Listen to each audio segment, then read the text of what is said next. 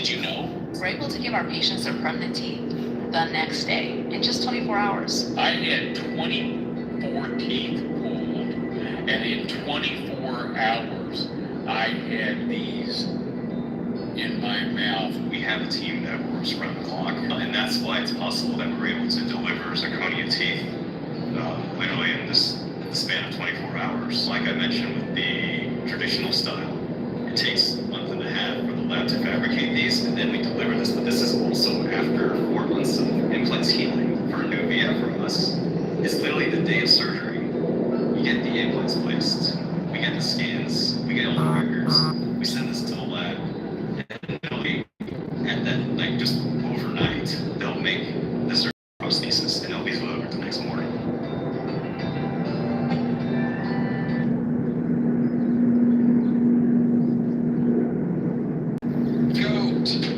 Good goat. Good goat.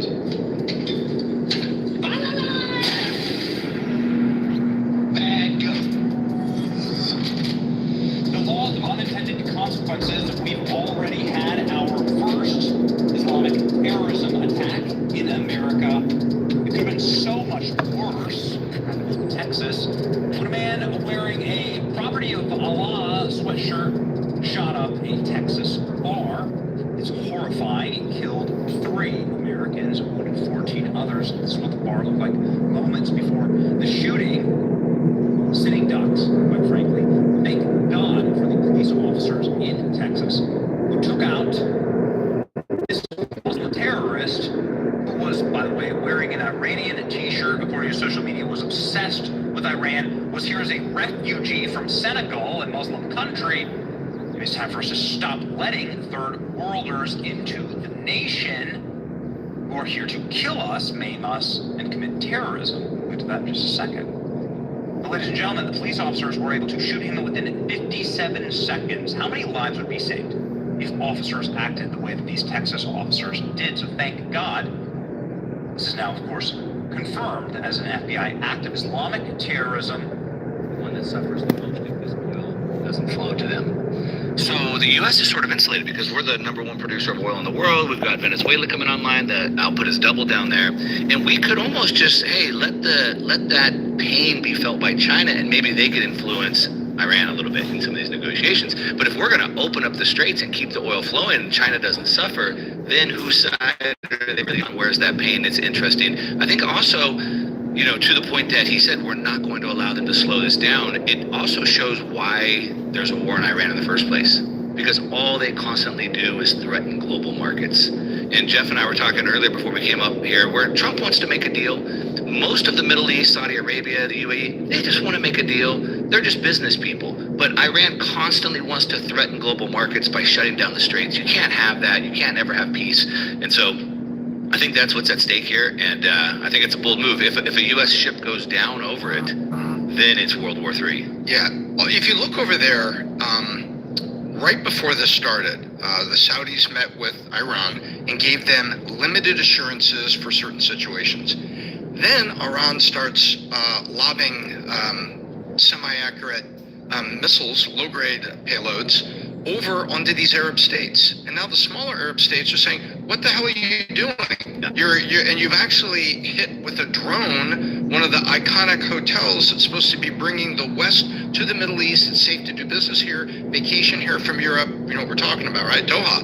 And so they're like, what the hell are you doing? So now the Saudi... Friday the 13th. That's it! Critics are calling Undertone the scariest movie you'll ever hear. You shouldn't have listened to us. To know how they're going to keep the straits closed for an extended period of time, and I'll tell you why. On February 28th, you had American B-2 Spirit. We only have 20 of these aircraft. It's supersonic, it's lethal, and it flies in areas where there's extreme danger because it's fully stealth. On March 2nd, they were reporting that B-1 Lancers were now flying deep into Iran, deeper than we had flown, Pat, since 2003. Now, why do you fly that? It's not as stealth, but it is supersonic and has a big payload. If the B-1s are flying, it means you've degraded the defense systems on the ground that are surface to air. So, okay, and then yesterday, March 3rd, we're hearing that B-52s It's a 50-year-old aircraft. 70-year-old. A 70-year-old. Yeah, it's 50. It's over 50 years old, Pat, and it has the radar signature of a barn door, and you can hear it before you can see it. So if the B-52s are flying, you know what that means? The skies are safe. So I'd like to know how and how long, is Iran going to keep the strait closed, given what we're seeing with American air superiority right now, and what has been cleared out, and what's happened to the Navy. Exactly what are you using to keep the strait closed? That was yesterday. Yesterday was Iran's. They played their card. The card isn't necessarily military. It's the threat that we're gonna set some tankers on fire. Any tankers that flow through the Strait of Hormuz, we're gonna hit it with a drone. The insurance carriers are gonna drop anybody who tries to go through. Lloyd's put a 72-hour suspension. Right, and then there was news that other insurance Trump carriers said, "Wait a minute, I don't care." That's what I'm saying. So Iran played their card. Their card was, we're going to close the Straits of Hormuz with asymmetric warfare, just the threat of it. What Trump did, again, they had this ready. They knew this was going to be an eventuality. Yeah. So Trump at 12:15 p.m., as oil prices were skyrocketing because of the lack of insurance. It wasn't European international crisis. Right, so oil prices are skyrocketing. Trump comes out and says, you know what? If insurance carriers are not going to give right insurance on tankers going through Hormuz, we'll do it. The U.S. government using, I forget the name Can of the you program. imagine the boldness and the confidence to say that? We'll Again, it's underwrite it. Don't it's worry about it. strategy. We got it. Why? Only way you underwrite is why. Because you know what you're going to do. know. And you're controlling the air. That's unbelievable to be able to say that. And keep where you were going, if you want to finish your thought, and then I'm going to show the clip. Go ahead and finish your thought. The thought is the Trump administration understands their role here is to guarantee that this is going to work, that they can continue to keep the Strait of Hormuz open. We don't have to worry about the fallout, which is all you ever heard about attacking Iran. Right. They're going to close the straits. Right. Oil prices are going to go to Right. $500 a barrel. But Jeff, but what I was saying earlier but China suffers the most. So why would Trump want to keep the oil flowing instead of putting some pressure on China to help them in this situation? You remember, he's meeting with them. I think they're having a meeting sometime this week. Is it this week or next week? It's also you're putting pressure on China, but also at the same time you're not directly harming China. Right. You're not directly. But I'm saying by guaranteeing, you're sort of helping China. So he could say, hey, we got plenty of oil. We don't need, go ahead, shut it down. There's two things. So the consequences, you have two things, in my opinion. One is, if this is a prolonged war, which Iran can do, like it's a negotiation, the other side's like, I got time. Me too. Let's go. Yeah. Say the other guy only has 6 months left. I got 22 months left. By the 5th month, he's panicking. Then he says, hey, let's do a deal. All right, let's do a deal. I think if this drags on, if you got China or American voters at midterms, he's going to go here. He's going to choose this one. Yeah. So to me, I don't think they want a prolonged war, although while this is taking place, you guys saw what JD said yesterday. He says, look, it can go months. This can be a 6-month war. This can be a 12-month war. This can be... The president has the ability to go as long as they want. And then Hexet was being pushed on. You guys said this is going to be 4 weeks. This is going to be 4 weeks. So, well, listen, can you go to that, Rob? Is this the one about the 4 weeks? Yes, sir. Where he jumps in? Yep. Okay, go for it. The question about 4 weeks is the typical NBC sort of gotcha type question. President Trump has all the latitude in the world to talk about how long it may or may not take. 4 weeks, 2 weeks, 6 weeks. Yeah. It could move up, it could move back. We're going to execute at his command the objectives we've set out to achieve. And what he has shown an ability to do that other presidents can't quite seem to have the aperture to do. Well, I mean, Joe Biden didn't even know what he was doing. Look for opportunities and off-ramps and escalations for the United States that creates opportunities to execute what we need on our own timeline. So you can play games about 4 weeks, 5 weeks. He has all the latitude, and I'm glad he does, because there's no better communicator than our president expressing those things. The Daily Mail. I've been in meetings with the president for the last 2.5 weeks. We know exactly where his headspace is, and he will communicate as he should exactly what he would like, and we will follow those orders. And I think everything he said on that is right down the middle. There you go. So the concern becomes how long it goes. They argue. There's a part of me that says they have to say, we'll go 3 months, 6 months, 12 months. I think they're talking to two people when they say that. They're talking to Iran and they're talking to China. Yep. I don't think they're talking to the voters. They know the voters are going to get angry on Twitter, on YouTube, on X, on all. I cannot believe this is going to be another Iraq. They're like, that's noise. We'll handle you, folks and media that are going to bitch and moan. All this, my mindset on what they're thinking. Yeah. But they're like, let us make Iran and China think we can go a minute. Now watch this. story about U.S. sinking 11 Iranian Navy ships. Rob, is this the story? Yes, sir. Go for it. Now stands at 6. U.S. Central Command shared this video as well of an Iranian ship being absolutely obliterated. The U.S. has sunk 11 Iranian ships. Defense officials tell Fox Iran only has small boats left, but still could mine the Strait of Hormuz. Iran says it's closed. The U.S. says it isn't. Meanwhile, 3 American fighter jets got shot down accidentally by Kuwaiti air defense today. All 6 American pilots are okay. The incident is under investigation. Iran also continues firing on American bases all across the region. The smoke you see here, though, Sean, is rising from the U.S. Embassy in Kuwait today. Also tonight, the U.S. Embassy in Saudi Arabia got hit by 2 Iranian Shahed drones. Thankfully, nobody was injured, as Iran not only targets civilian infrastructure, but also oil and gas infrastructure. Sean, Yeah, I'll send it back to you. Tom, if you want to give some thoughts on what happened. The Kuwait is really annoying. Let me remind everybody that Iraq invaded Kuwait and basically pillaged it of all resources. Saddam Hussein did. And who came over there was the USA and George Bush Sr. to re-liberate Kuwait. Say what you will about the ancillary activity, but we went over and liberated Kuwait after that. And so the Kuwaitis carelessly, remember, if we're flying over Kuwait, we are now flying back toward the Gulf area, away from the engaged conflict.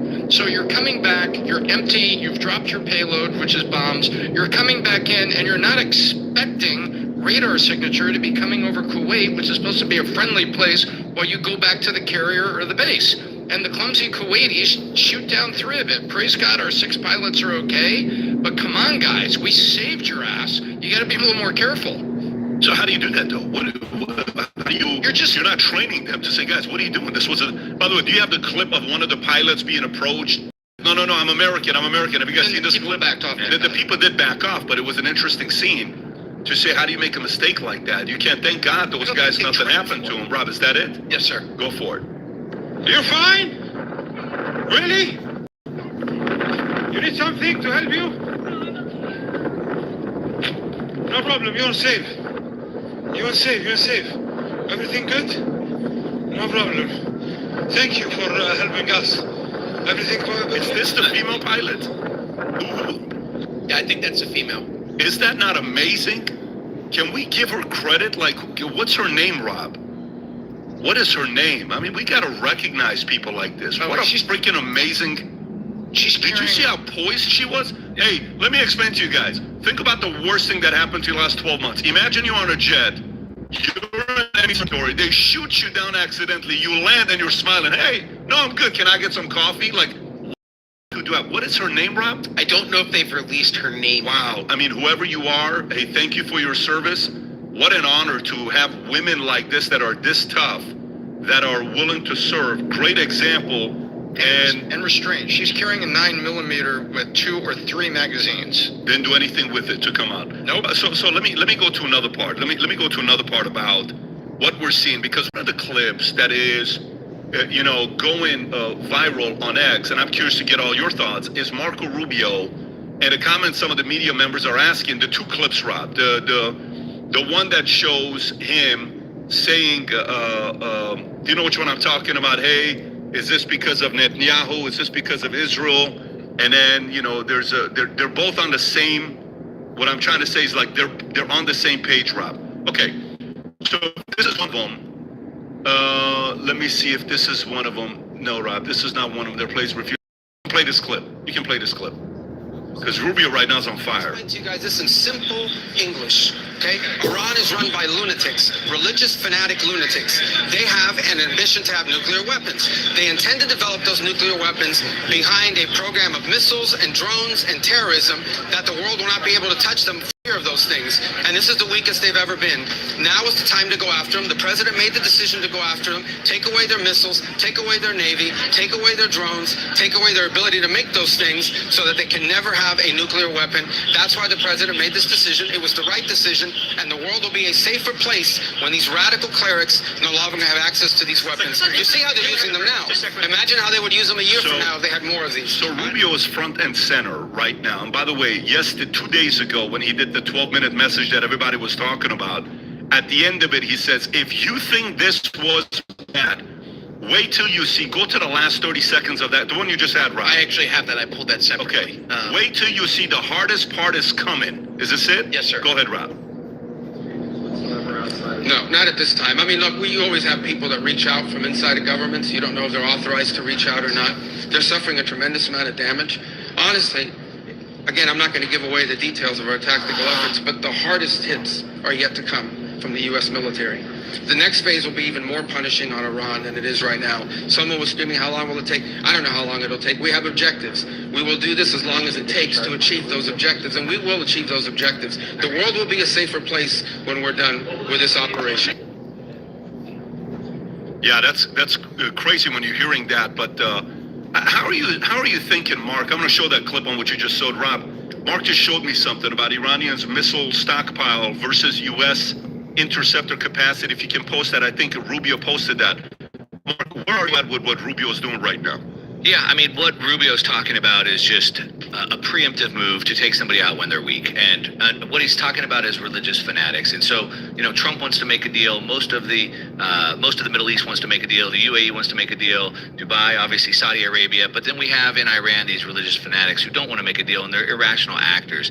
The problem that he's talking about is they're the weakest that they've ever been because of some of the pre-strikes that we saw from Israel already. But even bigger than that, talks of the enriched uranium, 60% already getting close to the 90%, way above the 20% threshold they would ever need. But the chart I was just showing you, Patrick, is their ability or their production of ballistic missiles, and it's going up in a parabolic, like hockey stick type move. And our ability to intercept those missiles is not going up at that same rate. And so the problem is right now we're like sort of matched, but they're in the hockey stick growth. If we can pull that chart up. Iran is. And the problem is that, like, if we don't go now, then Can you every text day that to me? I'll send it to Rob. every day we wait,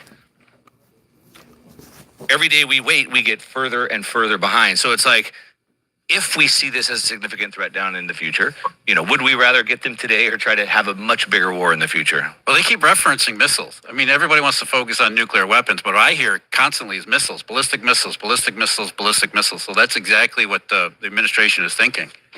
It's not necessarily about nuclear weapons. And the other part about the weakness, too, is the Iranian government is probably at the weakest it's ever been, too, given the uprising. But are you saying that the longer it goes, it's worse for U.S.? Mark, is that what you're saying? Well, yeah, definitely, because like what this chart is showing, I just sent it to you right here, is that their Iranian missile stockpile capacity is going up in a hockey stick, but our ability to intercept these. So we talk about this asymmetric warfare where they have the cheap drones, $20,000 drone, we have to send a $4 million missile at it. And so the problem, there we go, there's the chart right there. You can see here we are 2025, 2026, but look if we wait till 2027 or 2028, we're way off sides on this. And so right now we are somewhat evenly matched, maybe a little bit behind based off of this chart right here. But you could see every year we wait, it just gets harder and harder and harder. That's not even counting the enriched uranium that they have. And so if they do get that uranium from 60% to 90% or whatever that level has to be, I mean, then we're really behind. Tom. Yeah, you have to look at the, you're exactly right, Mark. And so this was the time to do it, and here's why. As this stockpile of increasingly lethal, increasingly accurate missiles for Iran grows up, now you cannot checkmate them in a ground situation, and they neutralize your ability to sanction them, and they neutralize your ability to stop them. While in the background, they're enriching the uranium, and then they become a nuclear power. And so the missiles here creates a checkmate, and then they're able to become a nuclear power in the background. You can't let it happen. And what Rubio said is we're going after their missiles and their ability to manufacture them. So that's why you have all these second and tertiary sites that people say, wait, there's no base there. There's no base here. That's armchair quarterbacking by Reuters and BBC because they don't understand that what's being hit is manufacturing facilities, Pat. They're hitting surface-to-air missile locations, radar locations, actually in order, radar, surface-to-air, airstrips, aircraft, then military bases, and finally now you get into the manufacturing. And then you also, you hit the boat over there by Sri Lanka to remove the Navy. But this is the problem. If those missile stockpiles have been allowed to increase, they hold the cards, and it's harder to get them to stop. I want to show this. Nukes. I want to show this and get your reaction, Jeff.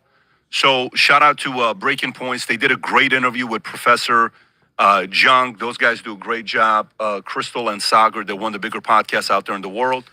They interviewed Young. This is a prediction he made in 2024 that everybody's talking about right now. This interview got a few million views, and everyone's saying, why would he make a prediction like this? Go ahead, Rob. So in this class this semester, I'm making three big predictions, right? First is that Trump will win in November. Second is This is that 2024. United States will go to war against Iran. And the third big prediction is that the United States will lose this war, which will forever change the global order. So what do you think about what he's saying? For him to say, why would somebody in 2024 make a prediction? Does it go back to the stockpile? Is he talking about, because his argument, I believe what he's saying is they're going to use the small little drones to destroy multi-million dollar properties versus their drones cost them $1,000 to make. Tom, are you concerned as much as what he's saying here, the professor? Well, I think many people made those three predictions. Yeah. And I think what you're seeing here is a multi-point effort against Iran. Also, in the midst of this, so U.S. will lose the war in Iran, who's moving an aircraft carrier to the coast this morning? France. Yeah. Why? I saw that. Because if our bases are hit and our assets are hit, regardless of who started it, we've never invoked the NATO article. We've never gone to the podium and saying, we hereby call you to support and respond according to the NATO article. And the article is one attacked, all attacked. And so Europe is the NATO players in Europe are very, very nervous right now that even though, well, sort of you and Israel started it, but they're attacking you. Ugh, gosh, don't pull us into this. So Macron, no friend to Trump's right now. No. An ally economically, but certainly not a buddy of Trump's, orders France's nuclear-powered aircraft carrier to move to the Mediterranean. And so you're seeing the rest of the world here, and I think this is well orchestrated. I don't think point 3 is going to come true at all because I think everybody knew the risk of point 3 coming true, and that's what you're seeing here. I would say that those three predictions were not that hard to make. And the reason why I say that, number one, I mean, after we had President Biden here and we saw who was running against Trump, Kamala, I mean, Trump seemed to be a pretty easy pick. I think the deep state was maybe throwing a little bit into the mix, but I mean, Trump winning was obvious, number one. Number two, would he attack Iran? Well, I mean, Hillary Clinton, you saw that news or that video clip surface in 2008. She said, if I'm elected, I'll attack Iran. And we understand in his first term, he put heavy pressure in Iran. So Obama had given him pallets of money and had eased the negotiations on nuclear weapons. Trump went full court press on them. Of course, then when Biden came in, he pulled all that back again. So you would realize that if Trump came back in, the first thing to do is go back after them again. So I think prediction number two. As far as prediction number three, what I would say is because during the Ukraine-Russia war, many commentators that I follow were talking constantly about the U.S. is losing that war against Russia. We couldn't produce the munitions for Ukraine to fight back against Russia. And so the world just saw the U.S. lose. A lot of people said that. So I'd say those three predictions, as you said, a lot of people made those predictions. They weren't that hard to make at that time. But what does losing to Iran even mean? And so I think what happens, again, Trump wants to make a deal. This is going to be negotiated out. Some deal, looks like this morning, Iran's already floating the deal out there, which is why markets are up this morning. We haven't talked about that. But I think there's going to be a deal made. Both sides are going to say they won. And so his prediction is going to come true. Oh, Iran won. Yeah, from what lens? That's really the important point, isn't it? What are we actually talking about here? What is it the U.S. is actually trying to accomplish? Right. You know, how can we lose a war if we don't really know what we're trying to do? What do you think they're trying to accomplish? What they're trying to accomplish here is, as I keep saying, this is Cold War II. This is bigger than just Iran. Yeah. Not that Iran's not a big thing, but this is bigger than just Iran. That's the point right there. You know, we've talked about this before, Pat. Panama, Venezuela, Iran, Cuba is next, Greenland. The Trump administration is executing a strategy. They're doing it exactly one by one, and it has to do with China and countering China. And by the way, where are the Chinese? Where are they in all this? Yeah. I think the Chinese are stunned. They are absolutely stunned by the fact that the Trump administration had the cojones to do all these things, and they don't know how to effectively counter it. Because what is Trump really doing? He's going to all these Chinese allies and saying, I'll take you out. Beijing ain't going to help you. You're on your own here. Yeah. And you brought up the point about NATO.